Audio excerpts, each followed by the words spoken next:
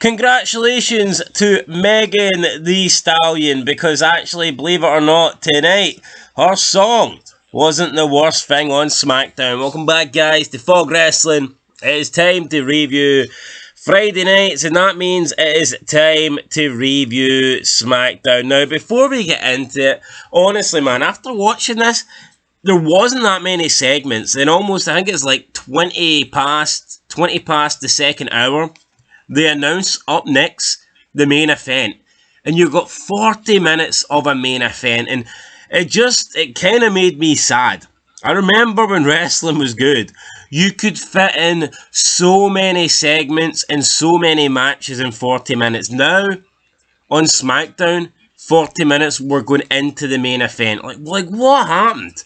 Like back in the day, everything was so fast and furious, like the movie. It was just quick, on to the next segment. Matches weren't overly long, segments weren't really overly long, everything like kind of interchanged. You'd quickly go from an in-ring promo to a backstage promo, a promo in the general manager office or whatnot, and now you look at it and wrestling is just so slow, it is so boring, it is so drawn out, it is so hard to watch. I mean, that first match, I don't know if it's the same for the audience viewers, and I imagine it's similar, but the amount of breaks, I counted 3 breaks in that first match. I mean, literally there was a break as soon as the match began. They then came back and there was like another break about 3 minutes after that. And then we got another break late on. It's like, first of all, it's LA Knight versus Andrade. Andrade's boring. I already don't care for Andrade. But how can you make me care less for Andrade? Well, easy. By having 3 commercial breaks during this title match. Big important title match, yet we have 3 commercial breaks. Even though we know it's not really a big title match because LA Knight won't lose, he can't lose. The fact that they just have 3 commercial breaks in there to disrupt like the rhythm and the flows. There's nothing that takes you out of a match more than a commercial break. I remember back in the day, they used to make a big deal of that. Like Jim Ross would be like, we're going to our last commercial break. And like he'd be putting over the fact that when we come back, you know, this match is important. This match is going to the end sort of deal. But now it's like, doesn't matter. Important match, whatever. We just go to break. Very sad. Anyway, let's talk a little bit about well, actually, before we get into the first match, the Bloodline arrived. Now, there was no Solo Sikoa tonight. I don't know what his excuse is for not being there, but he wasn't there. So we get the 2 jobbers. They come in first. Security try and pat them down. They're not really having it. Then Jacob Fatu walks in. They try and pat him down. He attacks the security, beats up like 4 guys, and then he asks, does anybody else want a pat down? Honestly, no. Boring. Fucking boring. I don't know how people like this new Bloodline. It sucks. It really does suck. Right, first match of the night. LA Knight versus Andrade El Idilio for the WWE United States Championship. Just a boring match, man. Lasted probably about 20 minutes, maybe longer than that. I'm not entirely sure. LA Knight again went for his jump up, top rope, superplex, whatever. Slipped on the rope multiple times, kept trying it, kept slipping. Also, guys, I do have a cold tonight, man, so review might not be that great. But you know what? It wasn't a great show, so I mean, fuck, who cares? Who cares? At least my review is going to match the show. Yeah, it wasn't the worst match, but fuck it. I mean, I'm beyond caring. I'm not going to get excited over a match between LA Knight and Andrade. It was a boring match, and you know for a fact that Andrade's got no chance of winning. Like, why can't we have quick title reigns? Why can't we have title changes regularly? And then that means when we do get a title match, you know, we'd look forward to it. We'd actually be interested. We'd be sitting there thinking, wow, I need to pay attention. The belts could change hands here. I'm sitting watching this, and I'm just waiting on LA Knight to win. That is what you're doing, and that is what happens. So there you go. Tiffany's backstage. She is overly excited about the prospect of sending Bayley or Naomi packing from SmackDown. Nia says it might be a good idea if Tiffany leaves SmackDown, if they were to lose their Texas Tornado Tag Team match tonight. Now, the match has been made a Texas Tornado Tag Team match. The logic behind it is, if Bayley or Naomi were in the normal tag team match, neither would tag out, because that means they couldn't get the pin, and they wouldn't be able to challenge for the belt. And I mean, that kind of makes sense. So I mean, credit to Triple H, because that does make sense.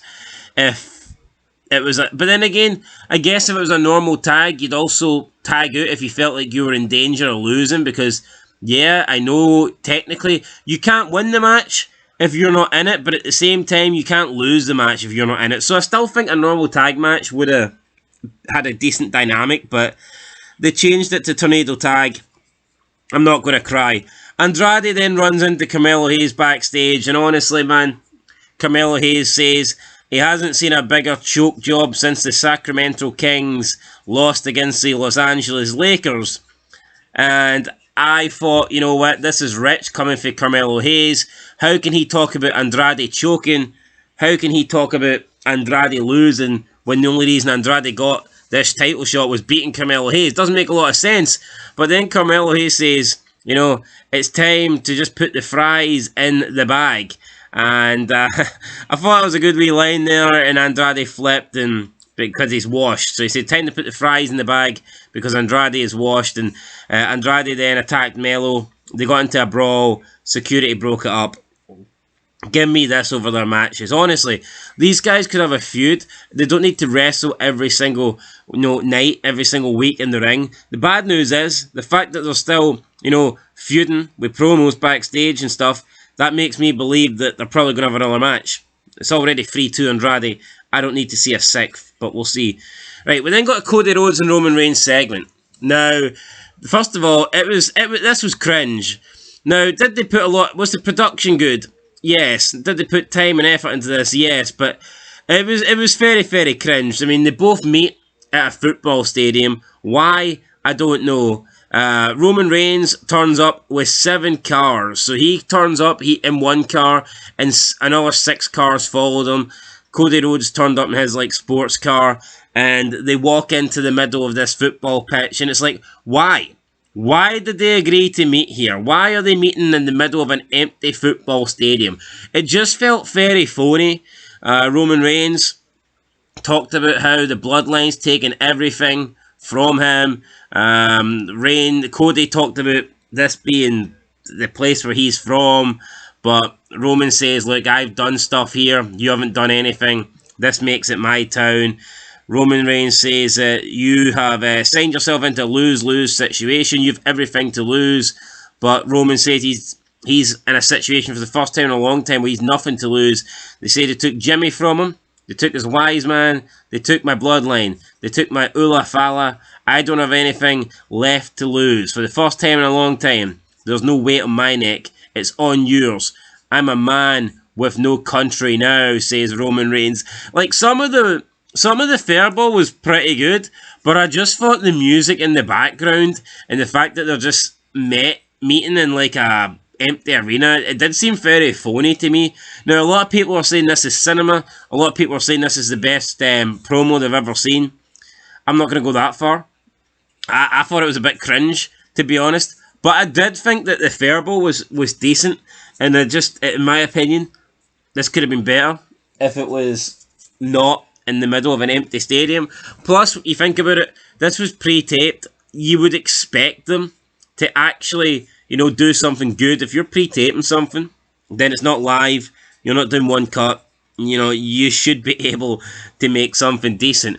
Cody then talks about WrestleMania. He says, you're a chief without a tribe. And he says that he basically said that Roman would become that. So it is what it is. He says he's the biggest, he's the champion now. He says that after Bad Blood, you're just going to become the guy they used to call Roman Reigns. Cody wants Roman's word that he's going to have his back. Roman gives him it. Roman tries to leave. Roman says, I'm going to take that belt back. Cody says, it's not yours to take. Roman says, you're in my way. Cody moves out the way, and then Roman says, "You're in my way of life." I mean, look, this promo was okay. I can understand why people would love it, but I can definitely understand why people would hate it. For me, I thought it was very cringy, but I did think some of the verbal was okay, especially from Roman Reigns. I thought when he says, they took Jimmy from me, my wise man, etc. He says, for the first time in a long time, there's no weight on my neck. I thought that was pretty good. I mean, Cody, as always, just very vanilla. You know, whatever, but we expect that for Cody Rhodes. It was okay. But I can see why people wouldn't like it. But I can see why people would like it. But I can't see why people are saying it's the best thing ever. It just wasn't. Brian Saxton wants to get an interview with Kevin Owens. Kevin Owens just ignores him. We're supposed to really care what Kevin Owens thinks about this segment. For some reason, I don't care. But Kevin Owens' opinion on what we just saw is supposed to be mega important. I don't know. We then got Giovanni Finchi versus Apollo Crews. I'm sick. I'm actually sick, but I don't want to... I mean, I'll continue on. I don't want to see this match again. Why are we getting Giovanni Finchi, man? Why are we getting Giovanni Finchi? Fuck, the guy sucks. The guy sucks. This time he loses, and Finchi slaps Crews in the face because he... I mean, I guess he was up... Fuck me, I'm sick, I'm tired. It's like 3:30 in the morning. Sitting up watching this stuff's not a good idea, kids. Don't do it. This is bad for your health. It's not a bright idea. Anyway, this Apollo Crews won with a roll up. If anyone cares, I can't even talk now. What the fuck's going on? If anyone cares, Apollo Crews won with a roll up. We then got Bayley talking with Naomi. They both argued over who was going to win. Naomi says when she wins, she'll give Bayley the first title shot. Bayley says when she wins, she'll throw a party. Naomi will be the first one and fight it. You know, very corny, very lame. Kevin Owens came out. We're finally going to get to hear what he's got to say. Then the fake bloodline came out. Owens says nobody's ever wanted to hear what you've got to say. I agree with Kevin Owens for a change. Then the bloodline started brawling with Owens. It was 3-on-1. Out come DIY with our gay little music to make the save. Nick Aldis then came out and said, we've got some deja vu here, boys. Let's make it a 6-man tag tonight. So this means not only do I need to see DIY once tonight, I need to see DIY twice tonight. And that, for me, is enough to ruin any SmackDown. That would ruin any show. Fuck that. Right, we then got the third match. Bayley and Naomi versus Nia Jax and Tiffany Stratton. Texas Tornado. Now, I thought the loser of this match, the way Nia Jax worded it, the loser of this match was gone. Guess what? Nia Jax lost, and she's not forced to leave SmackDown. A lot of people are saying this match was good. I thought it was a mess. I don't think women work well in multi-person matchups. I think one-on-ones they do okay, but I think anytime we see women in multi-person matchups, they're just not that good, and they struggle. They're not as good as the men, and I thought this match was very botchy. Wasn't a great match. Lasted probably too long in my opinion. Bayley and Naomi got a double pinfall on Nia Jax. Nia Jax is looking scared, as if she went to McDonald's and they'd run out of Big Macs. She looked fucking terrified at the thought of potentially facing both of these women, which I thought would happen, but it turns out that's not going to happen because we go backstage and Nick Aldis says next week it's going to be Bayley versus Naomi, one-on-one, the winner goes to Bad Blood. I mean, this almost feels like they're punishing Naomi and Bayley for winning the match. I mean, they both won, they both got the pinfall. I mean, surely they should both get a title shot. All it meant was this match was for nothing. If they were going to have a number one contenders match next week, then this match didn't mean shit, so therefore this match was pointless. And they had their careers on the line. They essentially had their SmackDown careers on the line, and they didn't even get a title shot. Fucking dumb. Very dumb. We then got a Chelsea Green vignette. It was Chelsea at some like sort of, I don't know, garbage disposal. God, man, I can't talk. Garbage disposal factory or something like that. Or a yard or whatnot. And it was lame. It was very fucking lame. I don't mind Chelsea Green, but this was pretty damn lame. She's looking in the dumpster for Mecha, and apparently she got bit by a raccoon or something. I'd rather get bit by a raccoon than watch this shit, I tell you that. The Bloodline then attacked DIY backstage, and then we're ready for our fourth match. So the DIY can't go. They are out, and it means Kevin Owens is going 3-on-1 with the Bloodline, but no wait. The Street Profits come out to make the save. It's going to be a 6-man tag after all. And this just shows you the lack of stuff happening on this SmackDown. We're already on the main event. Only 4 matches. And one of those matches was like a quick Gianni Vinci, 2-minute match. So, every match is so fucking long and boring. The last thing this show needs is to go 3 hours. 3 hours will kill SmackDown. Honestly, they need to cut every match in half. They need to have more segments and throw in some more matches. Why are we only getting 4 matches on a 2-hour show? When wrestling was good, you used to get like 7, 8 matches, 9 matches a night. There's no need for this. There is fucking no need for these 20, 25, 30-minute matches on free TV. They're boring. They're drawn out. They're dragged out. The format of these shows suck.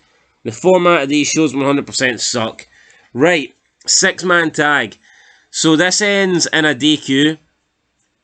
And then the Street Profits are taking it. The Bloodline are dominating. DIY come out to make the save. So we do get to see DIY again, but they get taken out. It's then 3-on-1 again. Kevin Owens looks like he is about to be put through a table. Cody Rhodes comes out to make the save. Cody Rhodes saves his buddy KO. And then KO picks up a chair. I mean, it looks like he's going to attack Cody Rhodes. Is he going to attack Cody Rhodes? He's going to attack Cody Rhodes.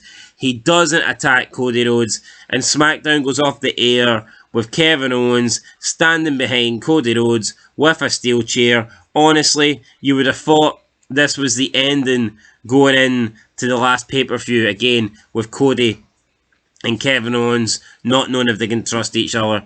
I mean, who cares? Oh, Kevin Owens doesn't approve of Cody and Roman Reigns. Who gives a fuck? Who cares, man? Seriously. This was shite. This was shite. Just 3 matches, man, that were way too long. 1 match that was still too long because nobody wants to see Vinci versus Apollo Crews. And just some really cringy promos, man. This SmackDown wasn't good. It really wasn't, guys. I'm going to give this a 2 out of 10. A 2 out of 10. I'm giving it a 2 out of 10, and honestly, I feel like that's generous. I mean, people will sit and say it was a masterpiece between Rhodes and Cody. I thought it was pretty cringy, I thought it was pretty cringy. Yeah, we're going to end it here. I need to stop doing these free half in the morning. Fucking, I wasn't even English. I need to stop doing these half 3 in the morning reviews, guys. This show sucks. I can't do it anymore. This show sucks, and yeah, that's it. Be back tomorrow for, I don't know, ratings or something maybe. Who knows? Anthony Joshua versus Daniel Dubois. That should be pretty good. We'll watch that. Till next time, guys. A 2 out of 10. Again, Roman Reigns on that part-time schedule. He showed up in a taped vignette, but he couldn't be bothered. He could not be bothered showing up to the arena. Tribal Chief, what about the part-time fucking Chief? Anyway, guys, that's it. I wish I could watch this show part-time. I wish I only had to watch this show once a month. Anyway, catch you guys in the next one. Till then, peace.